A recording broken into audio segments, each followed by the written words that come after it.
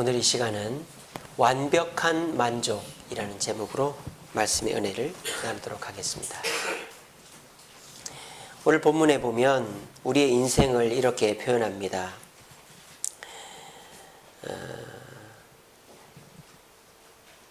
2절에 보시면, 5장 2절에 보시면 참으로 우리가 여기 있어 이 땅에 살면서 탄식하며 하늘로부터 오는 우리 처소를 덧입기를 간절히 사모한다, 이렇게 되어 있습니다. 그래서 우리는 이 땅을 살고 있지만 이 땅은 탄식과 절망과 좌절의 연속이라는 거죠. 그래서 참 삶은 고해다. 고해가 뭡니까? 고난의 바다다, 그렇게 얘기하잖아요. 우리가 살아온 인생을 쭉 돌아보면 좋을 때도 많았지만 참 힘들 때가 많았지 않습니까? 그러니까 사람들은 그 힘든 것을 조금이라도 잊기 위해서 만족스러운 것을 찾습니다. 우리가 좋아하는 그 일들이 있죠. 맛있는 음식을 먹는 것, 또는 재미있는 일을 경험하는 것, 또 기쁜 상황을 만나는 것, 성공을 한다거나 자녀가 잘 됐다거나 이런 것. 맛있다, 재밌다, 기쁘다, 이런 것들이 우리 인생의 낙이죠. 고난의 인생 속에서 남자분들은 하루 종일 밖에서 일하고 오시지만 집에 가서 아내가 차려주는 맛있는 밥을 먹고 아이들 재롱을 보면 그게 만족이죠. 우리 아내분들도 정말 가정에서 살림을 살지만 남편이 들어와서 맛있게 먹어주고 또 남편이 뭐 하나라도 사주고 이러면 얼마나 기쁩니까? 이처럼 우리는 힘든 인생을 버텨나가는 원동력이라 하기는 좀 그렇고 하나의 버팀목이 만족이라는 거예요. 그래서 재미있다, 맛있다, 기쁘다, 이것은 만족스럽다라는 단어와 똑같은 단어가 됩니다. 그런데 맛있는 것도 한두 번이지 계속 먹으면 맛이 없어져요. 재밌는 것도 한두 번이지 지나면 별 재미가 없어요. 기쁜 것도 조금만 지나면 무덤덤해집니다. 이게 뭡니까? 세상의 만족은 유통기한이 있다 이 말이에요. 그때는 정말 죽고 못 살던 남편이 이제는 원수가 되어 있고, 그때는 세상에서 제일 이쁜 미녀 아내가 이제는 그냥 아줌마가 되어 있고, 우리의 만족은 한계가 있고 유통기한이 있다는 거예요.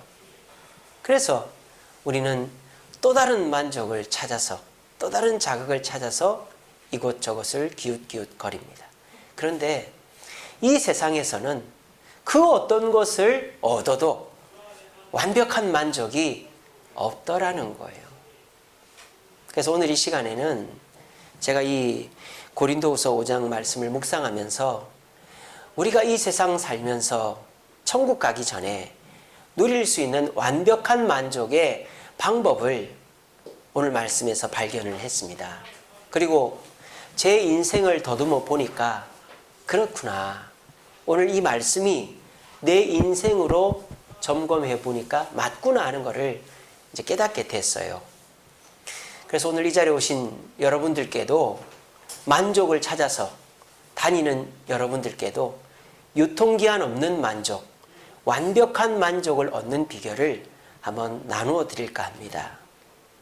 그래서 지난 한 주간 동안에도 즐거운 일도 있고 맛있는 것도 먹고 기쁜 일도 있었지만 그것이 한 주간 내내 가는 것도 아니고 얼마 안 가면 또 그냥 원망과 불평과 불안이 다가오는 그런 한계가 있는 만족을 벗어나서 이제는 여러분이 이거는 정말 한계가 없고 끝도 없는 만족이구나 하는 만족의 방법을 깨달아서 우리 주세움교회 성도들은 돈이 없어도, 성공하지 못해도, 몸이 아파도 완벽한 만족으로 기쁨을 누리면서 살아갈 수 있게 되기를 담임 목사로서 간절히 바랍니다.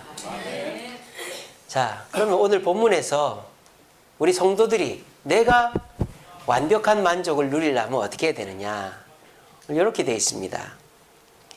9절에 보니까 그런즉 우리는 몸으로 있든지 떠나든지 어떻게? 주를 기쁘시게 하는 자가 되기를 힘쓰노라 그랬습니다. 사도 바울은 탄식이 많은 이 세상에서 탄식하지 않고 만족하는 방법, 완벽한 만족의 방법은 우리 주님을 기쁘시게 하는 것이다. 자신의 경험에서 우러나온 거예요.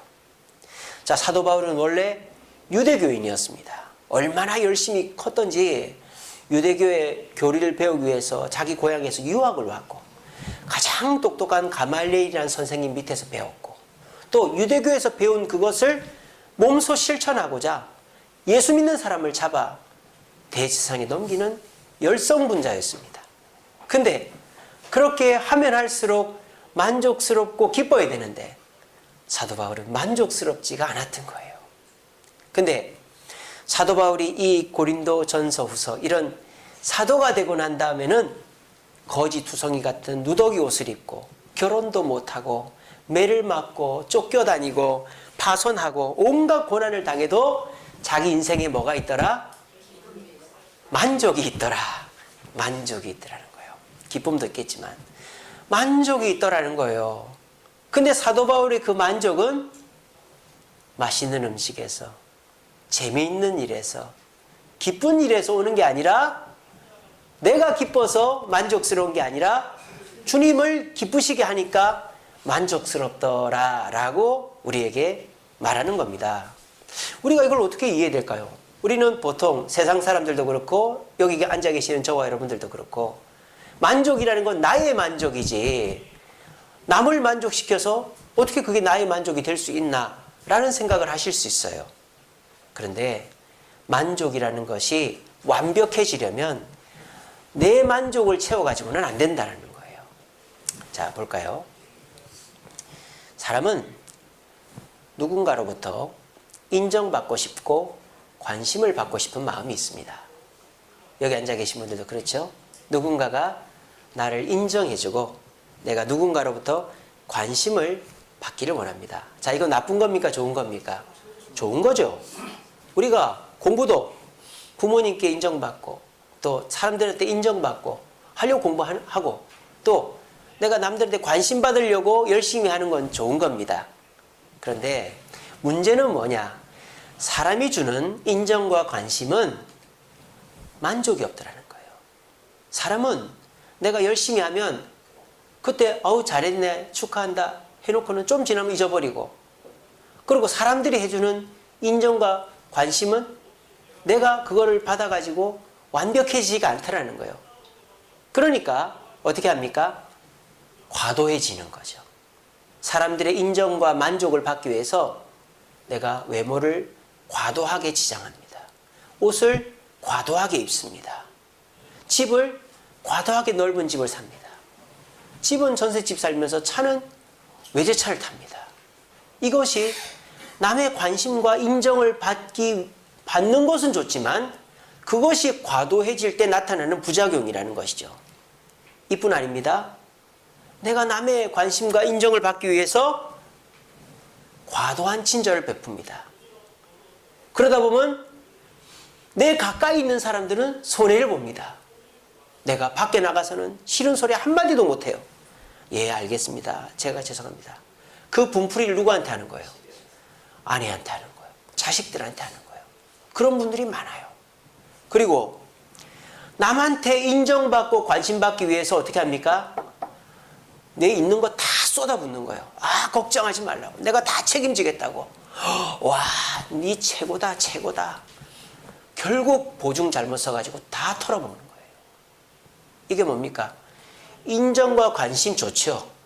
하지만 우리가 남에게 인정과 관심을 받으려고 과도하게 외모를 지장하고 집과 차를 바꾸고 친절을 베풀다 보면 내 가까이 있는 사람들은 손해를 보고 나는 결국 엄청난 손해를 볼 수도 있다는 거예요. 그리고 결과적으로 그렇게 사는 사람들이 많습니다. 친구 좋아하다가 친구 때문에 자식들한테는 소홀하고 아내한테 소홀하고 이런 사람들이 얼마나 많은지 몰라요. 또 남한테 의시되고 과시하기 위해서 막 도와주고 하다가 결국 자기 가정은 뭐 물질적 손해를 엄청 보는 사람들이 있습니다. 이게 어디서부터 온 겁니까? 근원적으로 보면 관심과 인정의 부족으로부터 오는 거예요. 그런 사람을 속된 말로 관종이라고 부릅니다. 관종. 관종이 뭡니까? 관심종자라는 겁니다. 관심종자. 남한테 관심받기를 너무너무 갈망하는 관심의 갈증이 있는 사람을 관종이라 그래요. 관심종자. 비속어죠. 관심종자. 그만큼 남한테 관심을 받는 건 좋지만 과도하게 관심을 받으려고 뭐 세상에 이런 일에 보면은 화장을 너무 희한하게 하고 다니고 남자가 여자 복장을 하고 다니고 이게 뭡니까? 관종이죠. 관종. 인정받지를 못했으니까 어떻게든지 남한테 관심과 인정을 받아보려고 여자 옷을 입고 다니고 얼굴 이상하게 화장을 하고 다니고 뭐 남한테 과도하게 친절을 베풀면서 집에 와가지고 막 하고 이런 사람들이 있단 말이에요. 자, 그러면 그런 관심종자, 관종들은 어떻게 해서 생기는 걸까요? 근원적으로 따져보면 부모로부터 관심과 인정을 못 받고 컸기 때문입니다. 여러분들이요, 부모로부터 관심과 인정을 못 받았어요. 그래가지고 친구한테, 이웃한테, 아내한테, 자녀한테 관심과 인정을 받으려고 합니다. 자, 그런데 내가 친구한테 관심과 인정을 받고 아내한테, 자녀한테 받는 그것은 채워지지가 않아요. 여러분들, 제가 지금 하는 얘기가 공감이 되는 분들이 많을 거예요. 여기. 저도 해당이 됩니다. 내가 어려서 해결받지 못한 것은 어른이 되어서는 절대 해결이 안 돼요. 키덜트라는 거 있죠. 키덜트. 이 뭡니까? 어려서 장난감을 충분히 못 갖고 논 사람들이 어른이 되어서 가지고도 장난감을 막 사는 거예요. 그래도 만족이 안 되는 거죠. 저는 좋아하는 음식이 두 개가 있습니다. 하나는 만두, 하나는 짜장면. 왜? 어려서 배 터지게 먹어본 적이 없어요. 아버지가 맨날 짜장면 한 그릇밖에 안 사주고, 만두는 우리 어머니는 만두를 잘 못해요. 중국집 가면 만두 서비스로 군만두 몇 개 나오는 거 외에는 먹어본 적이 없어요. 그러니까는 맨날 짜장면만 보면은 꽃배기로 먹고 만두도 한 봉지 다 쪄가지고 먹고 이러는 거예요. 그래도 그 허전함은 채워지지가 않는 거예요. 계속 살만 찌지 짜장면 두 그릇 먹는다고 짜장면에 대한 그 허전함이 채워지지가 않더라고요. 우리 아버지는 뭐 생일이다, 뭐 졸업식이다 이럴 때만 짜장면 사주지 절대, 이제 들어오시네요. 네. 그랬단 말이에요. 그러니까 우리가 어려서 관심과 인정을 못 받은 사람은 어른이 되어서도 관심과 인정을 받으려고 합니다.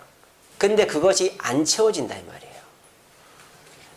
그래가지고 내가 남을 의식하고 남이 나에게 채워주지 않을 때 답답해하고 좌절감을 느끼지만 그것이 채워지지 않아 참된 기쁨과 만족을 누리지를 못하는 거예요. 아까도 말씀드렸다시피 저는 관심종자였습니다. 관종. 왜? 저는 우리 부모님으로부터 관심과 인정을 받지를 못했어요. 경상도 분이시고 워낙 두 분 다 맞벌이를 하시니까 저한테 뭐 너 오늘 뭐 밥은 먹었냐? 너 어디 갔다 왔냐? 너 뭐 했냐? 물어보질 않아요. 제가 산으로 들러 개구리 잡으러 다니고 바닷가에 가서 고철 같은 거 주워가지고 뭐 오락실 가고 아무것도 몰라요. 저희 부모님들은. 그러니까 저는 그때는 편했죠. 왜? 물어보질 않으니까. 근데 어린 시절에 관심과 사랑을 못 받으니까 그게 한이 되더라고요. 그래서 제가 어떻게 변하느냐? 자꾸 남을 의식하게 되는 거예요. 저 사람이 나를 어떻게 볼까? 그래서 제가요, 그 청년 시절까지는, 군대 갔다 오기 전까지는 이렇게 남방을 입으면 이 끝에까지 꼭 단추를 잠궜어요. 왜냐하면 요거 이렇게 딱 풀어놓으면 남들이 날 이상하게 볼까봐. 두 개 풀으면 저놈 좀 야한 놈이다 이렇게 볼까봐 두 개는 절대 안 풀고 하나만 딱 풀고 다니거나 아니면 다 잠그고 이렇게 샌님처럼 그러고 걸어 다니는데 다 저를 보는 것 같았어요. 다. 아마 저하고 공감하시는 분 계실 거예요. 제가 무슨 말만 하면 사람들이 저를 보는 것 같고 제가 어디만 가면 다 저를 보는 것 같았어요. 왜? 내가 그만큼 관심을 못 받다 보니까 남들이 나한테 그렇게 관심을 가져주기를 바라다 보니까 남들이 저만 보는 것 같은 거예요. 그리고 뭐 교회를 가든 학교를 가든 뭘 하든 남들한테 좀 주목을 받아보려고 막 애를 쓰는 거예요. 그래서 제가 못 고쳤던 게 딱 하나가 있어요. 대학교 갈 때까지. 제가 찬양을 부르면 꼭 화음을 넣었습니다. 왜 화음을 넣었을까요? 내 목소리를 내가 들으려고. 막 이렇게 똑같은 그냥 음으로 소프라노로 부르면 꼭 테너로 부르는 거예요. 3도 높여 부르는 거예요. 왜? 사람들이 저를 쟤 3도 높게 부를 줄 아네. 관심을 가져주니까 쟤 찬양 잘 부르네. 그거를 제가 못 고쳐가지고 언제 고쳤는지 아십니까? 제가 대학교에 갔는데 대학교 SFC 이렇게 동아리 예배를 드려요. 근데 그때 당시 100명이 넘는 대학생들이 모여 예배를 드립니다. 교회는 찬양을 크게 안 불러요. 어르신들 한 옥타브 낮춰서 부르잖아요. 나의 진정 하면은 너의 진정 뭐 이런 분들이 많단 말이에요. 그러니까는 교회에서는 이렇게 테너로 부르면 다들 막 쳐다봐요. 쟤 찬양 잘하네. 근데 제가 대학교에 딱 갔는데 대학생들 젊은 사람들 100명이 찬양을 부르잖아요. 엄청 소리가 커요.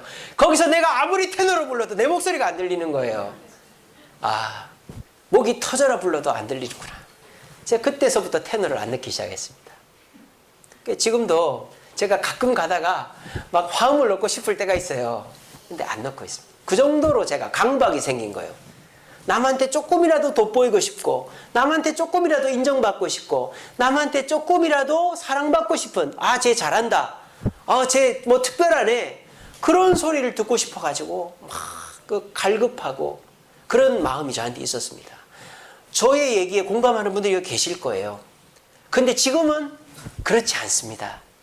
물론 100% 그렇지 않다고는 말 못하겠지만 지금도 남들이 나를 어떻게 볼까 그거 굉장히 관심이 많아요. 근데 이제는 병적이지는 않습니다.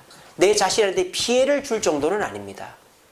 내가 남한테 예의에 벗어나지 않을 정도로는 내 자신을 가꾸지만 내가 저 사람 때문에 옷을 새로 사고 내가 저 사람 때문에 안 가던 데를 가고 안 먹던 걸 먹고 그러진 않습니다. 이제는. 그러면 제가 어떻게 해서 바뀌었을까요? 관심종자에서 어떻게 정상적인 사람이 됐을까요?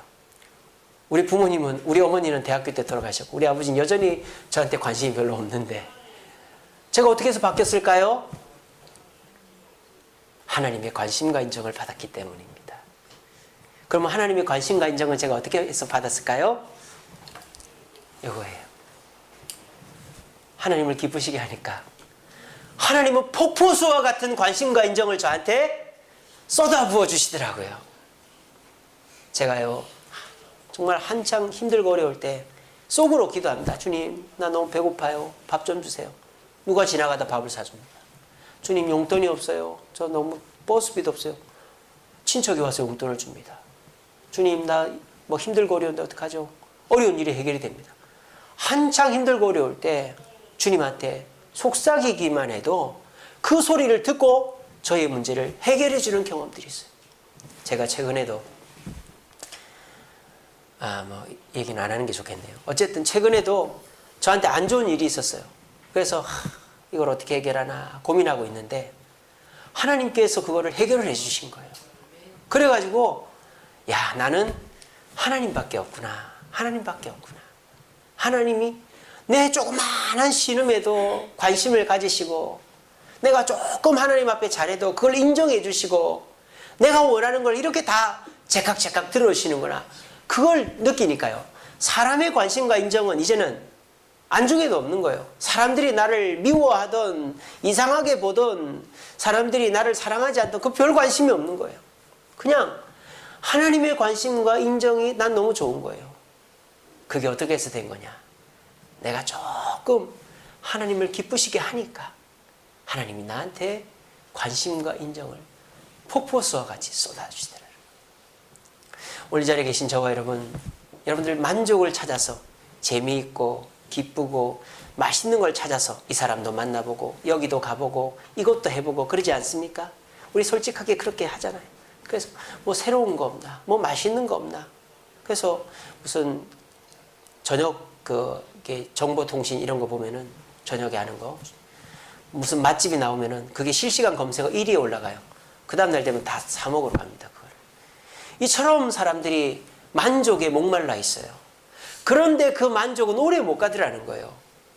근데 우리가 어려서부터 부모로부터 사랑받지 못하고 인정받지 못하고 관심받지 못해 생긴 그 불만족은 내가 어른이 되어서 절대 채워지지는 않더라고요. 그런데요, 주님을 조금 기쁘시게 해드리니까 주님이 주시는 그 관심과 인정의 만족은 세상의 그 어떤 것과 비교할 수 없을 정도로 크더라는 거예요. 그래서 저는 감히 여러분들에게 말씀드립니다. 여러분, 참된 만족, 유통기한이 없는 완벽한 만족을 누리기를 원하십니까? 주님을 기쁘시게 하시길 바랍니다. 주님을 기쁘시게 하는 게 뭘까요? 뭐 헌금을 많이 하고 주일날 맨날 교회에서 살고 뭐 전도 많이 하고 이래야 될까요? 그렇지 않습니다. 주님을 기쁘시게 하는 것은 항상 주님을 생각하는 것입니다. 이 일을 하면 주님이 어떻게 생각하실까? 이 말을 하면 주님이 어떻게 생각하실까?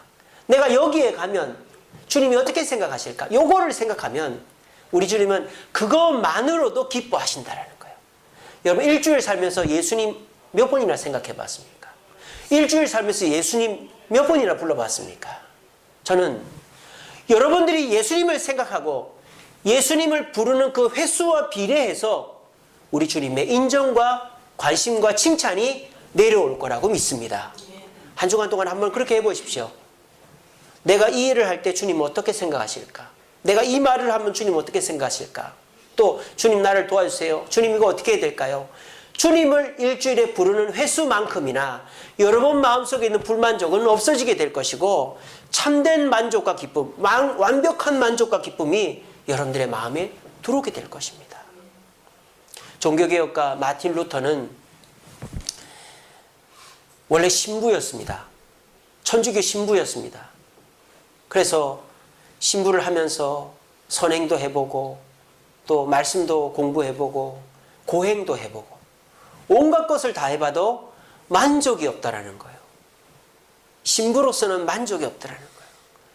근데 이 루터가 로마서를 읽으면서 예수 그리스도를 믿음으로 구원을 얻는다. 의인은 믿음으로 살리라. 이 말씀의 은혜를 받아버린 거예요.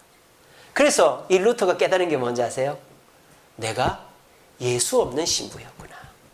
예수 없는 성도였구나. 그걸 깨달은 거예요. 그때서부터 이 루터는 예수를 전하기 시작한 것입니다. 예수 중심의 기독교를 만든 것입니다. 그래서 우리 그리스도교 아닙니까? 예수교 아닙니까? 물론 하나님도 믿지만 삼위 하나님이신 예수님을 우리는 따라가고 닮는 것입니다. 여러분의 인생에 예수님은 어디 계십니까? 여러분의 머릿속에 예수님은 어디 계십니까? 여러분의 입술에 예수님의 이름이 몇 번이나 담기고 있습니까? 우리 주님은 다른 거 원하지 않습니다. 크고 대단한 거 원하지 않습니다. 우리 주님을 생각만 해주는 것만으로도 우리 주님은 엄청 기뻐하시는 거예요. 부모가 큰 용돈을 주고 큰 물건을 줘서가 아니라 전화 한 통, 엄마 오늘 뭐 별일 없었어? 그거 하나에도 부모는 기뻐하는 거예요. 관심으로 기뻐하는 거예요. 우리가 그렇게 우리 주님이 이걸 하면 어떻게 생각하실까? 우리 주님은 이걸 기뻐하실까? 주님 날 좀 도와주세요 라고 주님을 생각하는 횟수가 늘어나면 늘어날수록 우리 주님은 기뻐하십니다. 그럼 우리 주님은 어떻게 하실까요? 여러분들에게 관심과 인정과 상급을 폭포수와 같이 부어주시는 거예요. 이 비결을 깨달으시고 일주일 동안 한번 실천해 보시기 바랍니다. 진짜로 예수님을 많이 불러보세요. 예수님을 많이 생각해 보세요. 그리고 여러분들의 삶에 참된 만족을 다시 생각해 보세요. 그러면 남들이 나를 인정해 주지 않아도 주님이 나를 인정해 주시고 주님이 나한테 관심 가져주시는 것이 느껴집니다. 그러면 그 감동 속에서 우리는 다른 거 필요 없는 인생을 살게 되는 겁니다. 우리 모두 이 세상의 것은 단식할 수밖에 없어요. 이 세상의 만족은 결국은 단식으로 불안으로 이어집니다. 우리 자리에 계신 저와 여러분들은 주님이 주시는 만족 가운데서 완벽한 만족을 누리기 위해 주님을 기쁘시게 하기 위해서 주님을 부르고 주님을 생각하는 삶을 살아가는 저와 여러분 되시기를 간절히 바랍니다. 자, 이렇게 해서 여러분들이 주님을 만족하기를 원한단 말이에요. 그러면 주님을 기쁘시게 하면 내가 만족한다 그랬는데, 그럼 좀 더 구체적으로 주님을 기쁘시게 하는, 주님이 완벽하게 만족을 얻게 하시는 건 뭔가? 10절에 그게 나옵니다. 이는 우리가 다 반드시 그리스도의 심판대 앞에 나타나게 되어 각각 선악간에 그 몸에 행한 것을 따라 받으려 합니다. 이렇게 되어 있습니다. 이게 무슨 말입니까? 주님이 심판하실 때 불신자는 지옥의 심판을 받고 성도는 상급의 심판을 받는다라는 거예요. 근데 우리 주님이 기뻐하시는 건 뭐다? 우리 주님이 궁극적으로 기뻐하시는 건 뭐다? 우리가 나중에 상을 받는 그것을 통해서 우리 주님은 기뻐하신다라는 거예요. 부모가 제일 기쁠 때가 언제입니까? 부모가 호의호식하는 게 기쁜 게 아니라 자녀가 잘 되는 게 기쁜 일이죠. 여러분, 탕자 비유를 보십시오. 탕자 아버지가 그 둘째 아들한테 재산을 나눠줬어요. 그래도 탕자 아버지는 부자입니다. 근데 자기 재산은 여전히 많고 하인도 있고 어려움이 없지만 탕자 아버지는 둘째 아들이 떠난 그 시간부터 불행해진 거예요. 왜? 둘째 아들이 불행해질 것 같으니까, 둘째 아들이 걱정이 되니까 그때서부터 이 아버지는 불안해지기 시작한 것입니다. 그래서 이 아버지는 매일매일 아들이 올 만한 길에 나아가서 기다리고 서 있습니다. 그런데 이 아버지가 참된 만족, 기쁨을 회복했습니다. 언제? 그 둘째 아들이 돌아왔을 때입니다. 근데 둘째 아들이 뭐 잘 되어서 돌아온 것도 아니라 누더기를 입고 돌아왔지만 그래도 이 아버지는 기뻐했던 것입니다. 왜? 아들이 잘 됐으니까. 우리 하나님의 마음도 똑같은 것입니다. 여러분들의 마음도 그렇지 않습니까? 내가 잘 먹고 잘 사는 것보다 내 아들들이, 내 딸들이 잘 되고 결혼 잘하고 가정 잘 건사하고, 이거 우리 기쁨이지 않습니까? 이것처럼 하나님은 저와 여러분들이 하나님을 기쁘시게 할 때 하나님도 우리에게 상을 주면서 기뻐하신다 이거예요. 아시겠죠? 이게 어떤 관계입니까? 서로 상관관계가, 공생관계라는 거예요. 우리는 내 만족을 위해서 하나님을 기쁘시게 하면 하나님은 그걸 통해서 기뻐하시면서 우리에게 상을 주면서 기뻐한다 이 말이에요. 이게 진정한 만족이다 이 말이에요. 완벽한 만족이다 이 말이에요. 이런 만족을 누릴 때 우리는 세상에서 거짓 취급을 당하고 무시를 당해도 절대 주눅들지 않고 절대 불행하다 생각하지 않고 당당해지는 거예요. 오늘날 그런 그리스도인들, 오늘 이 자리에도 그런 분들 많지 않습니까? 내가 몸이 아프고 물질적으로 어렵고 가정에 힘든 일이 있어도 내가 하나님을 기쁘시게 하기 위해서 애를 쓰고, 그리고 하나님을 기쁘시게 했더니 하나님이 나한테 상을 주면서 하나님도 기뻐하시고, 이 상관관계 속에서 나는 아무것도 없어도 만족하고 기뻐하게 되는, 그것이 완벽한 만족의 기쁨 아니겠습니까? 그런데 내가 돈이 조금 있으면 기뻐하고, 수입이 조금 줄어들면 힘들어하고, 몸이 조금 나아지면 기뻐하고, 몸이 조금 아파지면 불행해하고, 자녀가 조금, 첫째가 잘 되면 기뻐하고 둘째가 잘못되면 불행해하고, 이런 식으로 하면 우리의 만족은 너무너무 오락가락하는 만족이 돼버리는 것입니다. 근데 만약 여러분들이 유통기한 없는 만족, 참된 만족, 계속되는 만족을 누리고 싶다면 하나님께 집중하면 됩니다. 하나님을 기쁘시게 하려고 주님을 생각하고 주님이 원하는 삶을 살 때 우리 주님은 그것을 기뻐하시면서 우리에게 상을 줌으로 또 기뻐하시는 거예요. 이게 우리가 주님도 기쁘시게 하고 나도 기쁘게 하는 비결이 되는 것이죠. 우리가 천국과 지옥을 이렇게 비유하지 않습니까? 천국이나 지옥이나 넓은 맛있는 음식이 꽉 차려져 있다. 근데 지옥에 있는 사람들은 내내 굶고 천국에 있는 사람들은 배부르다. 왜? 천국에 있는 사람은 긴 젓가락으로 남을 먹여주니까 서로 배부르고, 지옥에 있는 사람은 긴 젓가락으로 자기가 먹으려고 하니까 못 먹게 돼서 배가 고프더라. 이런 우스개 얘기가 있지 않습니까? 여러분, 만족이라는 거는 이기적이면 만족할 수 없어요. 내가 나를 만족시키려고 하면 한도 끝도 없습니다. 근데 내가 남을 만족시키려고 하면 조금 그 만족은 오래 가요. 자녀를 만족시키고 남을 만족시키는 조금 오래. 근데 그것도 한계가 있어요. 근데 한계가 없는 만족, 완벽한 만족은 주님을 기쁘시게 하는 겁니다. 왜? 그러면 주님도 우리에게 기쁨을 주기 때문입니다. 이렇게 서로가 공생하는 관계가 되어질 때 우리는 세상에서 돈이 없고 건강하지 않고 만족스럽지 않아도 우리는 만족할 수 있게 되어지는 것입니다. 여러분, 한창 일할 때는 우리가 그 일하는 거, 돈 버는 것 때문에 부모나 자식이나 아내나 남편을 소홀히 할 수가 있습니다. 그래서 관계가 많이 깨어진 분들이 많아요. 근데 막상 그 열심히 일하던 분이 은퇴를 했어요. 근데 젊은 시절에 열심히 일을 해서 땅도 좀 사놓고 새가 나오는 건물도 있고 그리고 시간도 이제 많아졌어요. 근데 정작 뭐가 없어진 거예요? 그거를 같이 할 사람이 없어지는 거예요.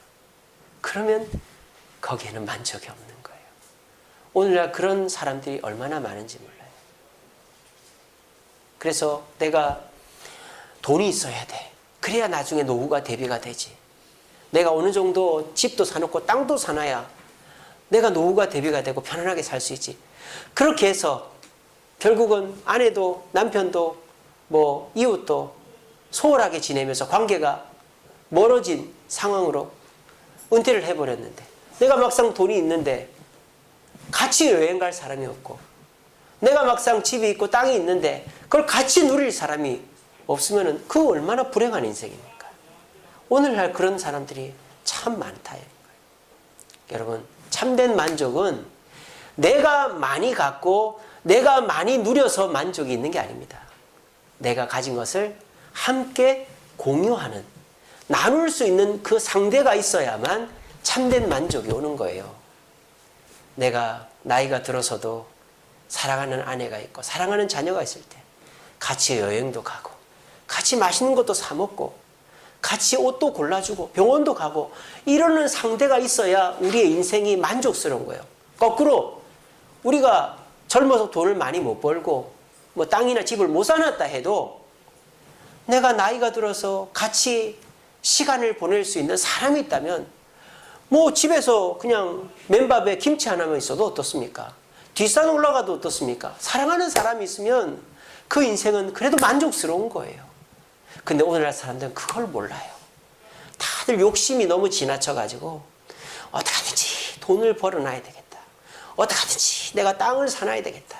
어떻게 하든지 내가 집을 사놔야 되겠다. 그 마음이 앞서는 거예요. 그래서 그러다가 아내도 잃고 남편도 잃고 자녀도 멀어지고 친구도 멀어져서 나중에 집은 있고 땅은 있고 돈은 있는데 같이 누릴 사람이 없으니까 우울해지고 불안해지고 삶이 너무 힘들어지는 것이죠. 여러분, 행복은, 만족은 나 혼자서는 절대 누릴 수가 없어요.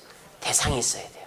근데 만족을 나눌 수 있는 최고의 대상이 누굽니까? 바로 우리 하나님이라는 겁니다.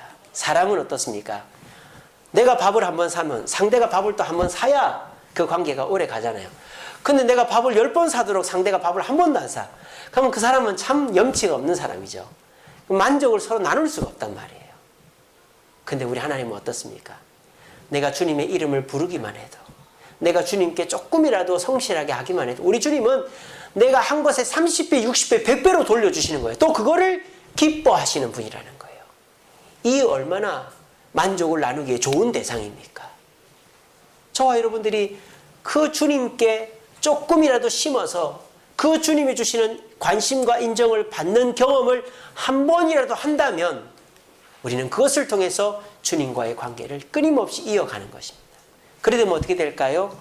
그 속에서 우리는 세상 것과는 비교할 수 없는 만족을 누리게 되는 것입니다. 오늘 이 시간 말씀을 깊이 새겨보시기 바랍니다. 그리고 참된 만족, 완벽한 만족을 누리고자 하신다면 오늘 이 시간부터 내가 모아서 내가 만족해야 만족한다라는 생각을 버리시고 남과의 만족을 나누어야만 만족할 수 있다. 근데 내가 나누는 만족을 나누는 최고의 대상은 하나님이다 라는 사실을 깨달으시고 주님을 기쁘시게 하고 주님이 주시는 상급을 또 받음으로 우리 모두 완벽한 만족을 누리는 삶 사시는 저와 여러분 되시기를 간절히 바랍니다. 말씀을 맺겠습니다. 우리 말씀 같이 읽어봅시다. 시작. 내가 주님께 충성하였으면 내가 많은 것을 내게 멸박했으니 여러분, 이 말씀이 딱 요거 아닙니까? 그죠? 우리 주님은 즐거워하신다는 거예요. 어떨 때 즐거워하신다? 적은 거라도 충성할 때, 작은 거라도 주님을 기쁘시게 할 때 우리 주님도 즐거워하신다. 그러니까 이거는 성경에 전체적으로 관통하는 주제예요. 우리 주님은 저와 여러분들이 적은 거라도 주님을 기쁘시게 하려고 애를 쓸 때 우리 주님은 그것 때문에 즐거워하신 거예요. 왜? 우리 주님이 뭐 돈이 많이 필요합니까? 우리 주님이 뭐 땅이 필요합니까? 우리 주님이 뭐 권력이 필요합니까? 우리 주님이 이 세상의 주인인데 그거 아무것도 필요 없어요. 근데 우리 주님이 원하는 건 뭘까요? 저와 여러분들의 관심과 인정입니다. 아이러니하죠. 아니 우리 주님이 내 관심과 인정이 필요하실까? 내 관심과 인정이 주님께 기쁨이 될까? 우리 주님이 우리를 만드신 이유가 뭡니까? 우리가 주님을 사랑하고 주님을 높이고 주님께 아버지라고 부르게 하기 위해서 우리를 창조하신 거예요. 남자가 여자를 사랑할 때 선물도 주고 여행도 데려가고 맛있는 것도 사준대 딱 한마디 듣고 싶어 하죠. 자기 너무 좋아. 자기 사랑해. 이 말 들으면 남자는 내가 뭐 더 해줄까 이렇게 되는 거예요. 부모가 자식한테 해줄 때 자식이 원하는 거 다 해주면서 원하는 게 뭡니까? 엄마 최고, 아빠 최고 이 말 한마디면 끝 아닙니까? 우리 하나님이 저와 여러분들을 창조하시고 우리에게 원하는 거 다른 거 아니에요? 큰 거 아니에요? 하나님 감사합니다. 하나님 나의 아버지 되십니다. 하나님 이거 어떻게 해야 될까요? 하나님 좀 도와주세요. 하나님을 부르는 거. 그리고 그 속에서 하나님을 위해서 작은 거 하나라도 주일 예배 나오고 말씀 읽고 기도하고 주님 원하시는 거를 작은 거 하나라도 하는 그것으로 인하여 우리 주님은 엄청난 즐거움을 누리시고 우리에게 더 큰 은혜를 주신다는 것이 성경 전체에 흐르는 주님과 우리 사이의 만족의 관계라는 것입니다. 우리 말씀 꼭 가슴에 기억하시고 그렇구나. 내가 얻을 수 없는 만족, 불안정한 만족은 주님을 기쁘시게 할 때에 얻을 수 있고 주님도 내가 주님을 인정하고 관심을 가질 때 주님도 나로 인하여 기쁨과 만족을 누리시는구나 하는 걸 깨달으시고 우리 모두 주님을 기쁘시게 하고 우리도 주님으로부터 기쁨과 만족과 은혜를 받아 주님과 우리가 함께 기쁨을 누리는 완벽한 만족을 누릴 수 있는 저와 여러분들의 삶이 되기를 간절히 바랍니다. 기도하겠습니다. 사랑의 주님 감사합니다. 이 세상